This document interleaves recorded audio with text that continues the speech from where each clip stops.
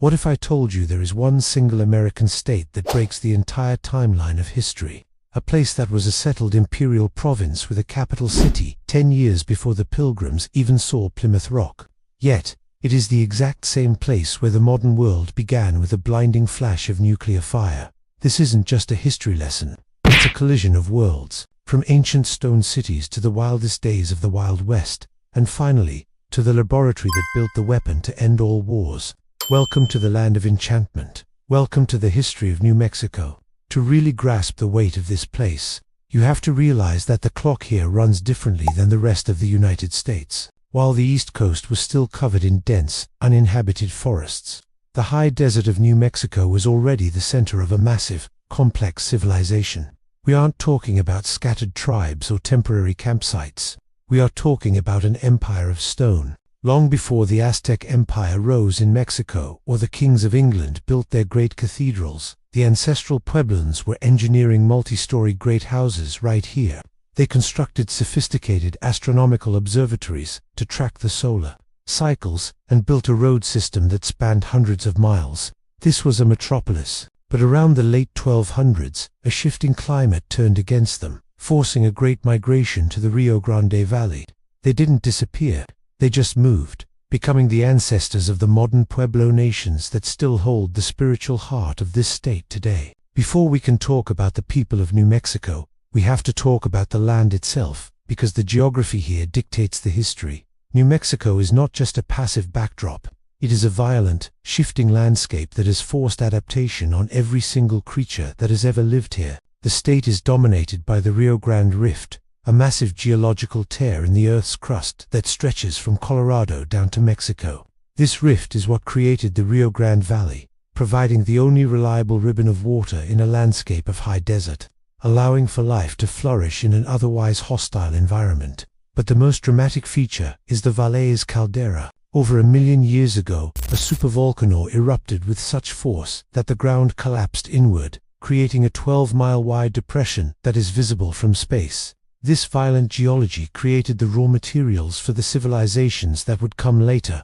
The eruption spewed ash that hardened into soft volcanic tuff. It was this specific rock that allowed the ancestral Pueblones to carve their homes directly into the cliff faces at places like Bandelier. The land here provides, but it also isolates. The high-altitude Santa Fe sits at 7,000 feet, means harsh winters and scorching summers. To survive here, you had to be an expert in water conservation and architecture. Long before the first human footprint, the stage was set for a history defined by scarcity, resilience, and the desperate need to control the river. Around 850 AD, something extraordinary happened in the San Juan Basin. The ancestral Puebloan people began a construction project that was unlike anything else in North America. We call it the Chaco phenomenon. These weren't just simple farming villages. They were massive, planned great houses. The largest, Pueblo Bonito, stood 4 stories tall and contained over 600 rooms.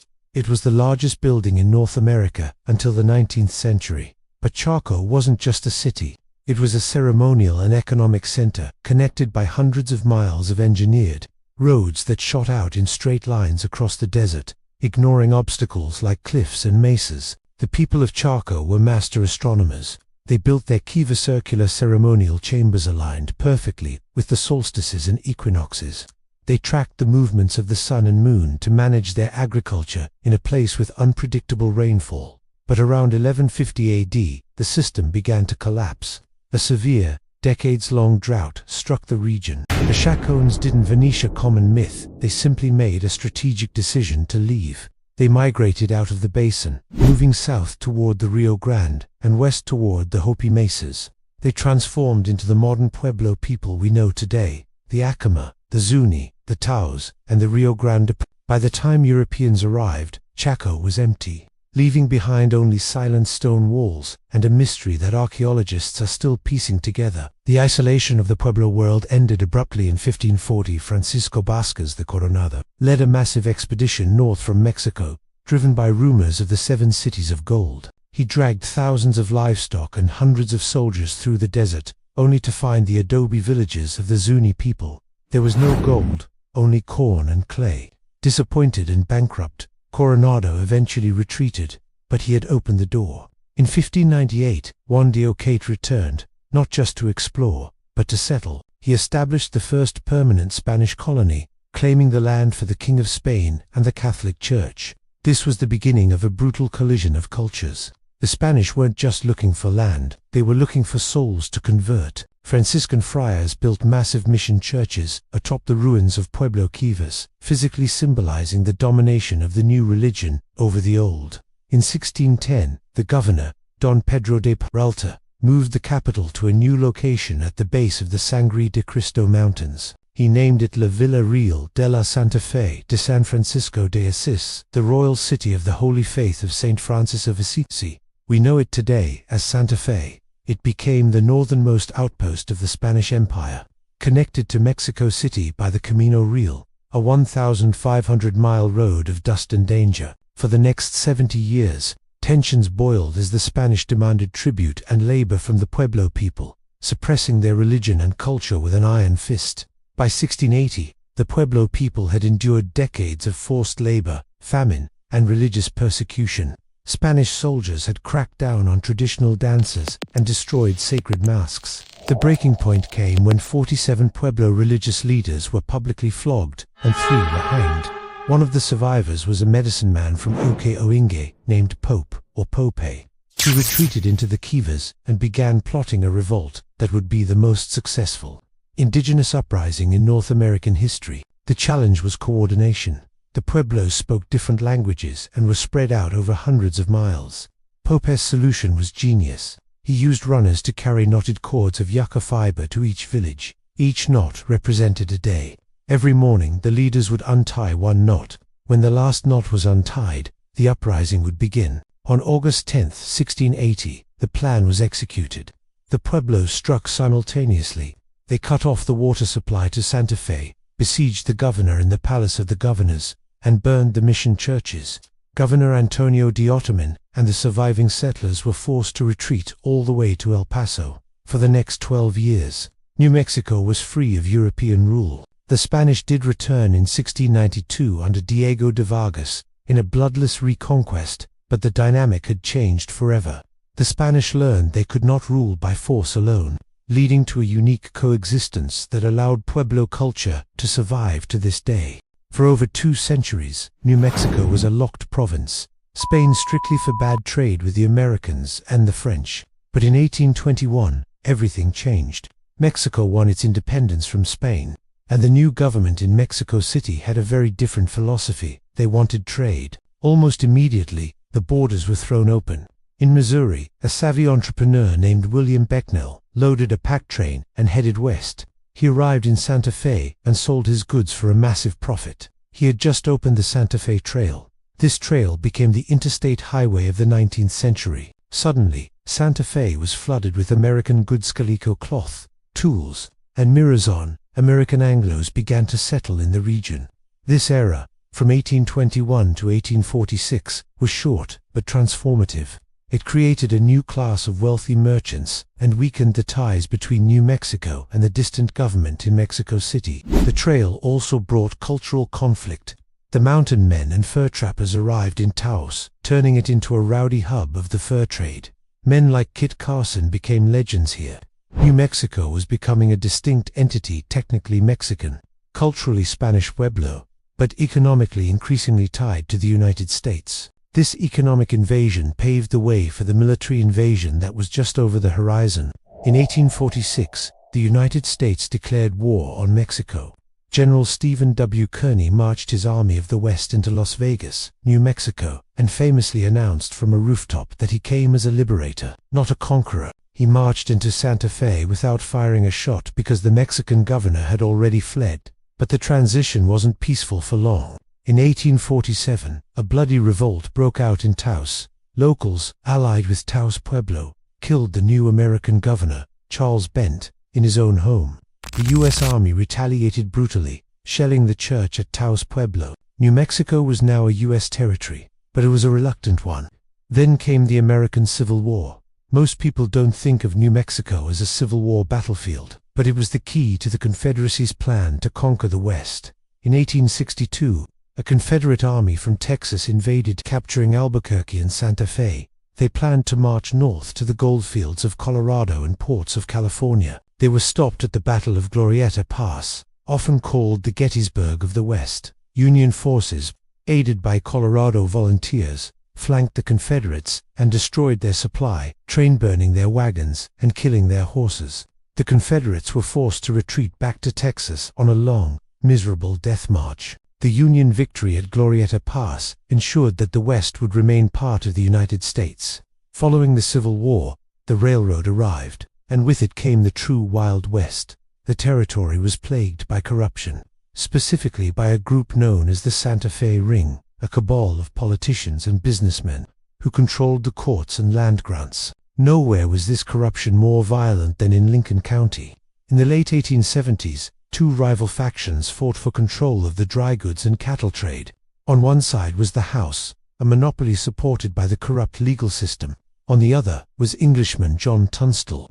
When Tunstall was murdered by a sheriff's posse loyal to the House, his employees fought back. Among those employees was a teenager named Henry McCarty, better known as William H. Bonney, or simply the Kid. He joined a vigilante group called the Regulators. What started as a legal dispute turned into a guerrilla war.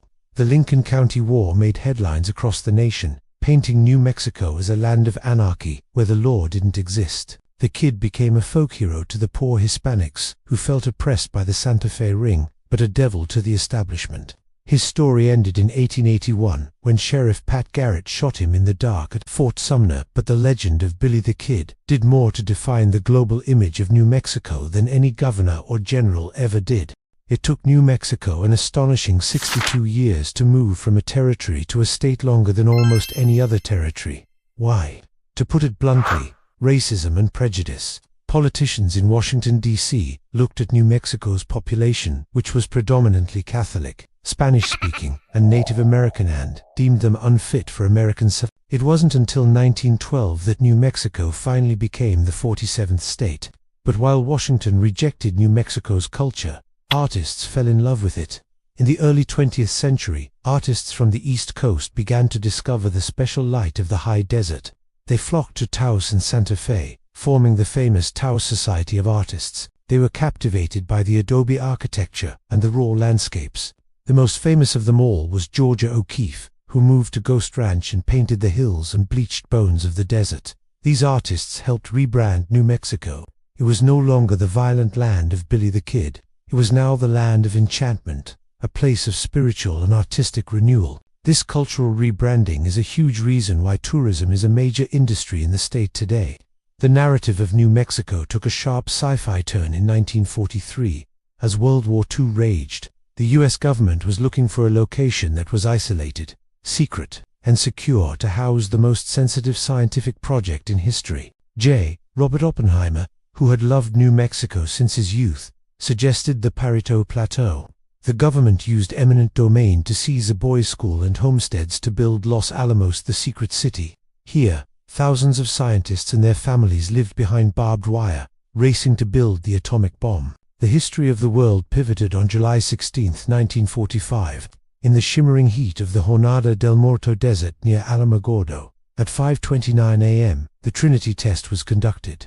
The explosion was so bright it was seen in 3 states. A blind woman miles away claimed she saw the light. The heat turned the desert sand into a radioactive green glass called trinitite. In that instant, New Mexico became the only place on Earth where the atomic age had truly begun. The labs at Los Alamos and Sandia, national laboratories in Albuquerque, remain the economic engines of the state, creating a permanent tie between the ancient desert and the military-industrial complex. Following the war, New Mexico became the capital of the weird. In 1947, the Roswell incident, where a surveillance balloon project mogul crashed and was briefly reported as a flying disc, birthed the modern UFO subculture. Whether you believe in aliens or not, the incident cemented the idea that New Mexico is a place where the sky holds secrets. This legacy continues with the Very Large Array, massive radio telescopes listening for life in the cosmos, and Spaceport America, the world's first purpose-built commercial spaceport. Today, New Mexico is a tricultural state, balancing the traditions of the Native American nations, the deep roots of the Hispanic families who have been here since the 1600s, and the Anglo newcomers, It is a place of struggle battling poverty and water scarcity, but also a place of immense beauty and resilience. From the kivas of Chaco Canyon to the clean rooms of Los Alamos, New Mexico, represents the full spectrum of human potential. Our ability to survive in the harshest environments, our capacity for art, and our terrifying power to destroy the world. It is, truly, the most unique history in the United States. Thanks for watching. In the end, New Mexico is more than just a state. It is a living paradox. It is perhaps the only place in America where you can stand on the rim of a volcano, look down at a 10-year-old kiva, and realize you are just a few miles from the laboratory that invented the end of the world. It is a place where the history doesn't just fade away. It piles up, layer upon layer, visible for anyone willing to look. From the astronomers of Chaco Canyon to the physicists of the Manhattan Project, this land has always drawn people who look at the sky and ask big questions. It is a landscape that is beautiful, brutal, and utterly unique. If you want to understand the true, deep, and often strange history of the North American continent, you don't start in Boston or Philadelphia. You start here. This was a massive journey through the Land of Enchantment, but we barely scratched the surface. If you want a dedicated video on just the Roswell incident or the truth about Billy the Kid, let me know in the comments below. And if you enjoyed this trek through time, please hit that like button. It really helps the channel, and subscribe for more deep dives into the stories they didn't teach you in school. I'm your name, and I'll see you in the next one.